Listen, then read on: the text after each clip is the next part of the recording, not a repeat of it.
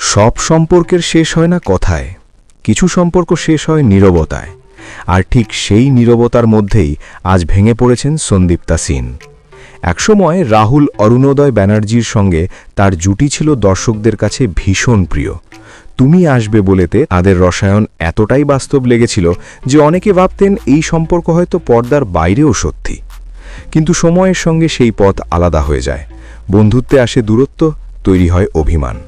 তবুও কোথাও একটা জায়গায় সেই পুরনো স্মৃতি রয়ে গিয়েছিল। রাহুলের আকস্মিক মৃত্যুর পর সেই সব চাপা আবেগ যেন একসঙ্গে সামনে এসে যায়। সন্দীপ্তা তার পোস্টে লিখেছেন, তিনি এখনও মানতে পারছেন না এই সত্য। রাহুল শুধু একজন প্রতিভাবান অভিনেতা নন, একজন অসাধারণ মানুষও ছিলেন। তিনি আরও বলেন, রাহুলের সঙ্গে কাজ করা তার কাছে সবসময়ই বিশেষ ছিল।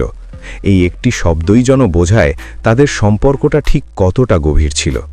এদিন রাহুলের শেষ যাত্রায় উপস্থিত ছিলেন রুকমা রায়, যার সঙ্গেও একসময় রাহুলের নাম জড়িয়েছিল, কিন্তু সন্দীপ্তা ছিলেন না সেখানে। তবুও তার এই বার্তাই যেন সবচেয়ে বেশি স্পর্শ করেছে মানুষকে। কিছু সম্পর্ক শেষ হয় না, শুধু স্মৃতিতে রয়ে যায়। আর আজ সেই স্মৃতির ভেতরেই রয়ে গেল রাহুল আর সন্দীপ্তার সেই বিশেষ বন্ধুত্ব।